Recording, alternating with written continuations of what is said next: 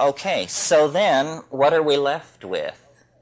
Well, what we're left with is intuition. Intuition. And what is it and how does it work? Well, it's a feeling into things that comes to answers and leaves no trail. That's the thing. It leaves no trail. So you have it, but you haven't the argument for it. And so its power must reside in its truthfulness. So the power of intuition lies in its ability to express truth in contravention to the forward flow of logic and casuistry. Well, is it always to be this, you know how the Tao is presented as this Eastern concept that you can barely wrap your mind around and that hovers at the edge of intelligibility? Well, really, in these so-called obscure Oriental philosophical stances always turn out to have a corollary in Western thinking, and the corollary to the Tao, to Taoism, is intuitionalism, is, an ability to sense the constraints and opportunities in the moment and act through it. Intuition. And intuition is always presented in the dominator society as 1 vague, 2 feminine, 3 unreliable. But this is simply because of this bias toward deductive and inductive systems whose falsity I have just demonstrated to you. In fact, in the felt domain of experience called living, intuition is how most of us, even the most self-defined as non-intuitional, are operating. Intuition is a kind of field processing of both the foreground and the background of experience. It's a gestalt understanding that is subliminal and that leads the whole organism through an invisible set of creodes towards the maximizing of some kind of a goal. Science runs on induction, which is a very low-grade form of logic. It means you do something over and over again, and if it happens the same way 100 times, you have confidence that the 101st time it will happen the same way. Intuition doesn't work like that. Intuition, as I said the other night, leaves no trail. And most of us are accustomed to thinking of intuition as something feminine, mysterious, unexplainable, and sort of magical. And also, I think, because we live in a male-dominant society, we undervalue it. If someone claims intuition, our position is probably one of prove it, doubt in the face of the assertion, you see. But there's an interesting thing about intuition that I don't think many people understand or have bothered to look at, which is, did you know, I'll bet you did know, mathematics is based on intuition. Now, half of mathematics would rise with a screech of horror at this statement. But the other half of mathematics calls itself intuitional mathematics. Okay, well now what's going on here? Probably if you are not a professional philosopher of science, you are accustomed to associating mathematics with science rather closely.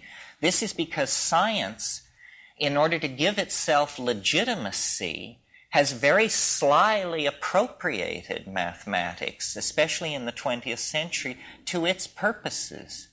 But if we talk about what is called pure mathematics, which is the great love of mathematicians, the other kind of mathematics is applied mathematics, and that's for engineers and technologists and is not, what moves them to the edge of their chair.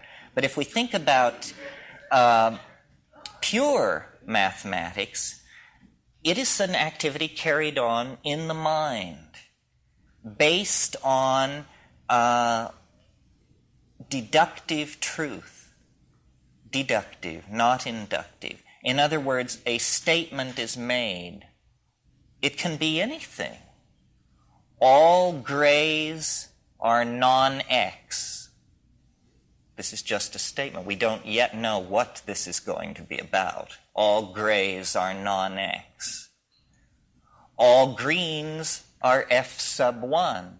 What we're putting in place are a set of statements that appear nonsensical, but what we will assert is that we should seek a relationship between them and that will then show us something. And this is how mathematics really works. It has very little to do with number. It has to do with the conceptualizing of relationships, conceptualizing them, and then exploring your intuition about these conceptions.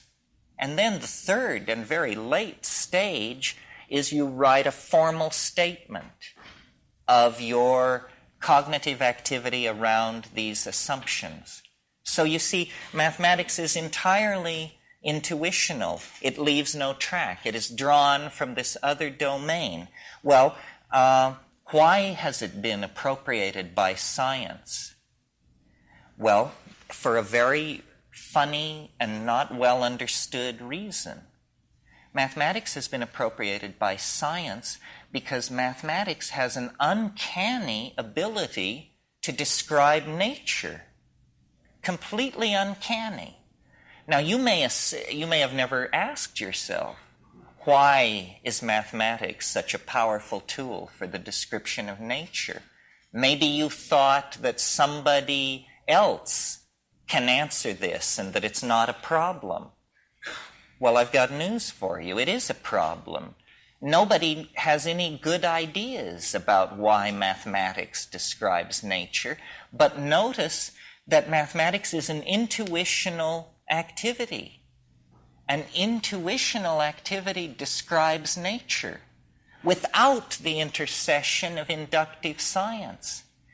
Inductive science is a kind of naive holdover from Greek Democritean theories, where everything is conceived of as clearly conceivable and operating according to known laws.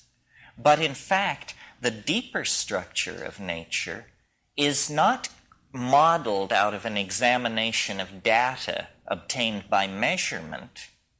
That isn't how it works these days. The deeper description of nature is achieved by taking weird objects from the frontiers of mathematics, these things dreamed up in the confines and depths of the human mind and inside computers, and then laying them over nature and seeing, my gosh, there's a one-to-one correspondence between, let us say, the multidimensional catastrophes described by René Thom and the dripping of a faucet, the turbulence in a brook, the voting patterns in a ghetto.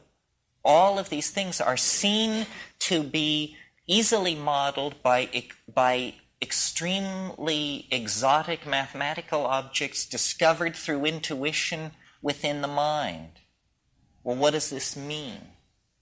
Well, it means, if it means anything, I mean, before we draw the deeper conclusion, what is the conclusion on the surface? It must be that the unaided human mind is more capable of correctly modeling nature than the human mind that works through the methodological inductive approach called science. And in fact, this is clearly true because the world described by science, a scientific description of this room, would say very little about all the important things going on in it. A scientific description of this room would leave out personality, would leave out linguistic intent, would leave out the uniqueness of each of us. For science, we are merely members of the human species. Again, this flattening, this reductionism, this betrayal of the quintessence of the phenomenon in a desperate effort to achieve closure in the modeling process. And so then you do achieve closure, but the model is always inadequate. It's always inadequate. So then there's this sense of frustration. We can't get closure with the model unless we tell a lie, unless we deny the complexity, the interrelatedness, the soulness, the spiritness, the mindfulness. All of these things are, for science, what are called secondary properties. They are epiphenomenal. They are only an aspect of your point of view, like an iridescence on a butterfly's wing or something like that. In fact, that is the classic reductionist definition of consciousness. It is an iridescence that appears on the surface of neural processing that we mistake for true being. And yet somehow we are embedded within this iridescence, and it is from within this iridescence that we launch the descriptive models that then deny our existential validity. Well, so this has been an onanistic exercise, is one way of putting it, and there must be others. Okay, so then what is the path of intuition in relationship to nature that is different from the path of science? In a way, it's only a shift of emphasis. William Blake said, attend the minute particulars. Attend the minute particulars. This is very good advice for science, and it is very good advice for mathematics. And what I'm suggesting here tonight is that we have misconstrued mathematics and have bought the notion that it is a part of science, when actually it stands ready to empower intuition and to sweep science, if not away, at least into a more proper role, more befitting its extremely limited application to the higher orders of reality that we really care about. I mean, science is really, it's the plumbing level of reality. East of the Rockies, you're on the air with Terence McKenna. Hi, where are you, please? Hi, this is Byron in Shreveport, Louisiana. Yes, sir. Yes, sir, Art. I love this show. I just discovered you this month. I didn't know such a good thing was on the air late at night.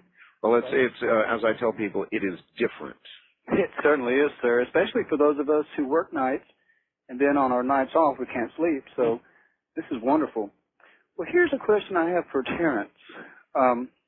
This has been happening to me for some time. When I heard Terence speak of the universe reaching out to us, or trying to, it brought home to me some things that are happening. When I was getting my first degree, I took a philosophy course, and I asked my professor, I said, "Sir, do you ever have patterns come to you?" And he said, "What do you mean patterns?" I said, "Well, I'll be going along doing my business, and on the news or in a magazine or a book, a word, an unusual word, jumps out at me. And I'll go, okay, I'm a word hound, so I kind of take note. Then, later that same day or the next day, the very same unusual word jumps out at me again. And then the next day, in a very different place, the very same unusual, heretofore rarely or if maybe never seen word pops up again. So I thought, well, maybe something is trying to tell me something. So I would take note of that word. Then I go along for months, and then it happens again with another word. I didn't know what to call this phenomenon, so I just called it a pattern because it kept reappearing. But I wondered if, when Terence mentioned the universe trying to reach out to us, Terence, do you suppose that could be one form of some outer intelligence reaching in, or? Well, it's funny, again, to mention Jung. He had this concept which he called synchronicity, which is the apparent coincidence of a mental state with an event in the exterior world. And what I mean by that is you're walking along the street thinking about Mr. Fishman to whom you owe money, and suddenly there's a fish right on the street in front of you. This is called a synchronicity, and Jung felt that there was a kind of what he called acausal connectedness, and that this was how the unconscious attempted to communicate by juxtaposing thoughts with exterior events that seem related to them in some magical way. And if you're, sometimes synchronicities 1 or 2 a week, and we just sort of notice it and pass on, but they can build. And when we're going through spiritual crises, or when we're intoxicated on psychedelic drugs, for example, these synchronicities can multiply until the whole exterior world seems to be trying to communicate something to you. And it's alarming to ordinary psychiatrists because they call it delusions of grandeur. The patient thinks the world is trying to communicate with him. But having been on the inside of this, I can tell you it's very powerful, and a lot of Chinese philosophical thinking has been based on recognizing this synchrony, this resonance between mind and nature at critical times. So as you see this fish reminding you of the man who owes you money, flopping on the ground, gasping and dying out of the water, do you take pleasure? Well, I had a dead fish in my image, so it wasn't an issue for me. It didn't flop. All right. No, it didn't flop. In fact, it was quite light. The issue that hovers around the psychedelic experience, it was mentioned last night, it's strong in my life. I haven't found any real solution other than hold your nose and jump. But the issue is surrender. This is something real.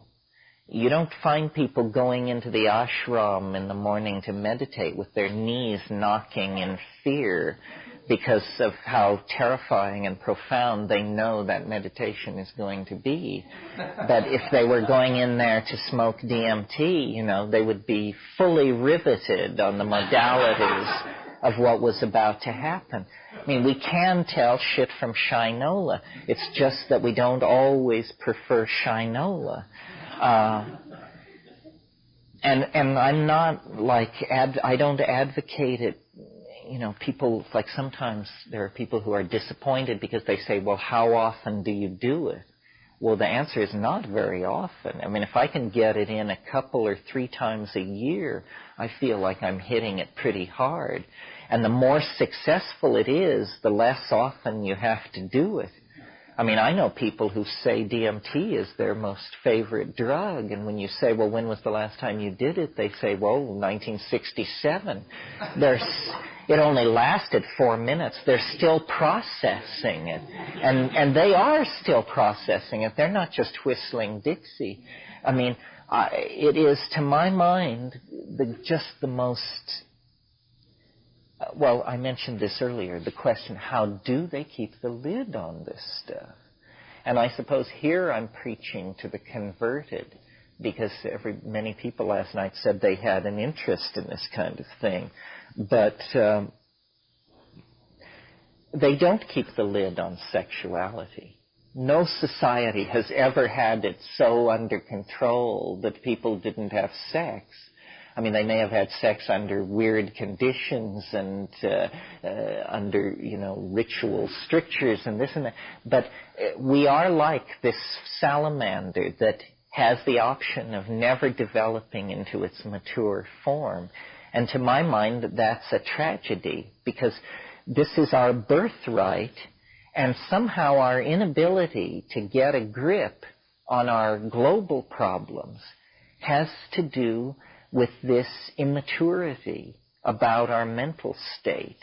The two, I feel very strongly, are linked, and that, of course, we can't get control of the world because we are children in some profound way. And we don't like being children, but the culture has reinforced a form of infantilism.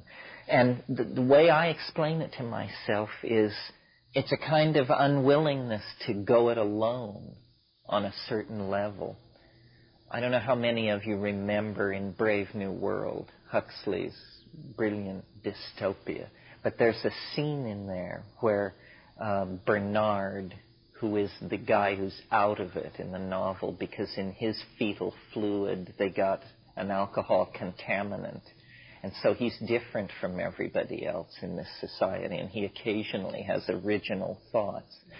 And he and his assigned girlfriend for the evening, or whatever she is, are in a helicopter, and they sweep out past the crematoria where they're recollecting elements for reuse. And he suspends the helicopter over the black bay, and she immediately becomes very agitated, restless, anxious, and pleads with him to return to the city. And what it is it's her anxiety over being alone in the presence of nature. She literally can't take it. And I think there are a lot of people in our society, and each of us in our own way at different times, who have within us this neurotic and infantile creature that can't face it alone, and that this going it alone thing is very important. You know, Plotinus, the great Neoplatonic philosopher, he spoke of the mystical experience as the flight of the alone to the alone. And in the psychedelic experience, there is this issue of surrender, because a lot of people want to diddle with it. They want to be able to say they did it, but they don't ever want to face an actual moment where they put it all on the line. And yet the whole issue with this stuff is to let it lead, to let it show what it wants to show. So somehow, individually, we have to reclaim our experience. The real message, more important even than the psychedelic experience, the real message that I try to leave with people in these weekends is the primacy of direct experience. That as people, the real universe is, within your reach, always. Everything not within your reach is basically unconfirmed rumor. And we insert ourselves like ants or honeybees into hierarchies of knowledge. So we say, well, what's going on in the world? Well, turn on CNN. And then somehow we're ordered. Then we say, okay, it's 85 degrees in Baghdad and the wind is out of the northeast at 15 miles an hour. And we feel somehow better now because we're getting the information. But what we have done is sold out direct experience. And all institutions require this of us, that we somehow redefine ourselves for the convenience of the institution. And this redefinition always involves a narrowing, a denial, so that, if you want to be in Marxist society, if you want to function in Marxist society, you have to define yourself as a Marxist human being. Well, it turns out in a Marxist society there are no homosexuals, because that just happens in decadent societies. So then, if you happen to notice any tendency like this in yourself, you have to deny its existence, because this just doesn't happen in a Marxist society. And similarly, every society has this. In our society, if you hear voices, we have mental hospitals for you. If you have vast visions of the future, we have drugs that can help you and make this go away. So then somehow in modern society, the discovery of psychedelics is the discovery that all of this cultural machinery is just Wizard of Oz stuff. You remember the scene in The Wizard of Oz where the curtain is swept back and they see the little guy there, and he says, booming out over the loudspeaker, "Ignore the little man pulling the levers.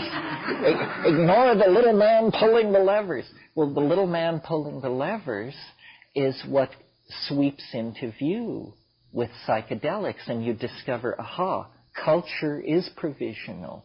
You know, whether we have 9 wives or 3, whether we tattoo ourselves blue, whether we eat insects or not, all of these things are just decisions that we make. And then we congratulate ourselves on our wisdom, and we live within that, and we hunt down and kill all the people who disagree with us. And that's called having a culture, having a way of life, being somebody. But I don't see history as a wrong turning. I see it, the metaphor that I like is that of the prodigal son, that there was a reason for this long descent into matter, this peregrination. It was a shamanic journey of some sort. You know, the shaman goes into the world pool or ascends the world tree to go to the center of the axis of the cosmos, to recover the pearl or the gift or the lost soul, and then return with it. And this is what history was, I think. It was a descent into the hell worlds of matter, energy, space, and time, for the purpose of recovering something that was lost. It wasn't lost by us. It was lost by the breathing, the disystole of the planet. Just climax of climate moved us into paradise and then moved us out of paradise. I mean, you must that the story of Eden is the story of history's first drug bust. I mean, it's the story of a whole lot of tension over who's going to take or not take a certain plant which confers knowledge. And Yahweh, wandering in the garden, says to himself, if the man and the woman eat of the fruit, they will become as we are. The issue was co-equality, co-knowledge with the Creator. Well, where do we stand, in man's existential march? How does that work? Can we always accept the subservient, infantile position? I mean, is knowledge to be dispensed by gods, and if not gods, then the institutions that appoint themselves as gods over us?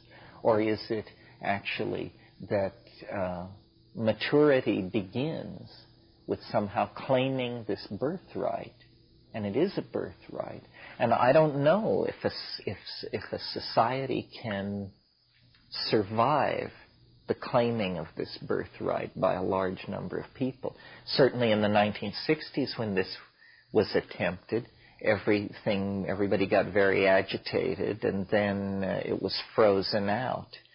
In so-called primitive or pre-literate societies, there is the office of the shaman, and the shaman is deputized to act for all of us.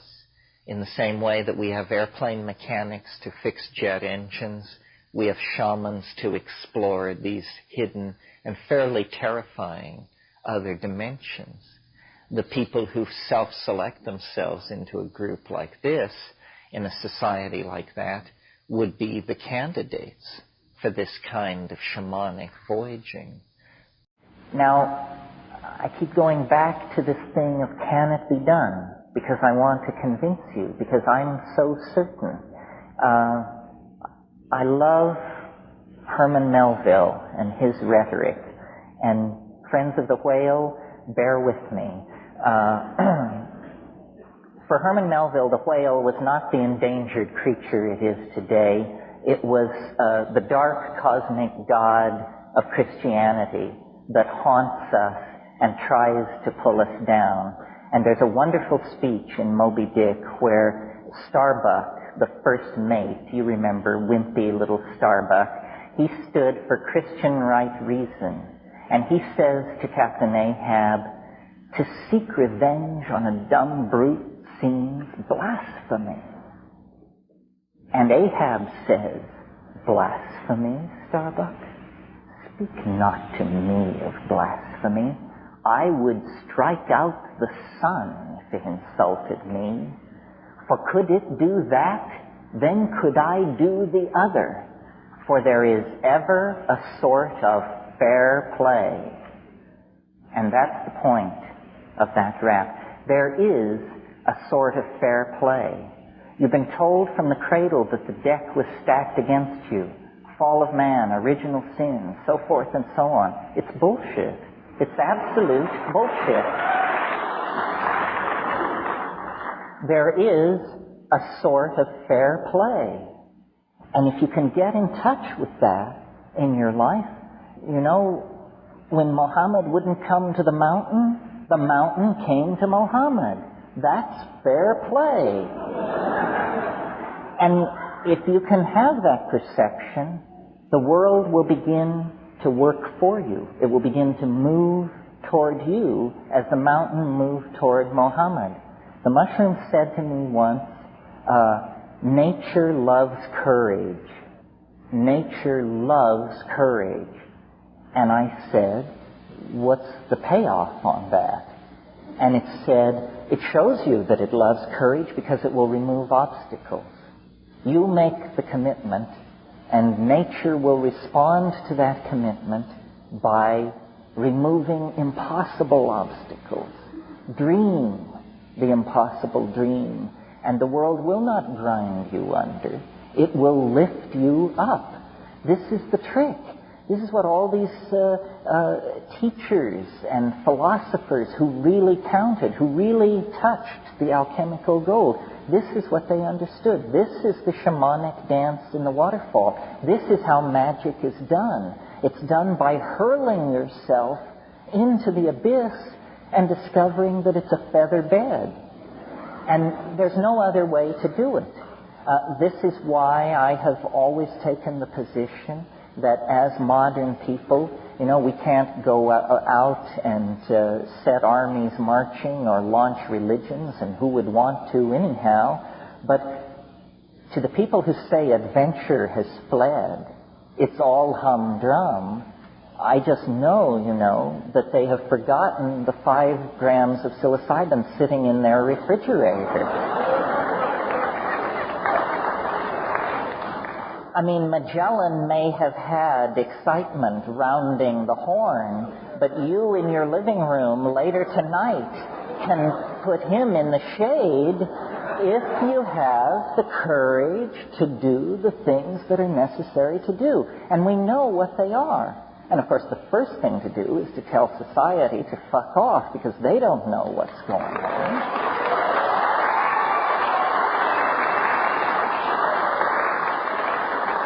This is a matter between the person and the plant, the person and the planet. And all the detritus of history, all the games that people have tried to lay on you, you know, they just want to get you down in the ditch that they're in. We know this because Aboriginal societies have never broken the faith. The living gnosis is still there, not for people who paint themselves blue and dance around buck naked, but for us as well. But it takes an act of courage.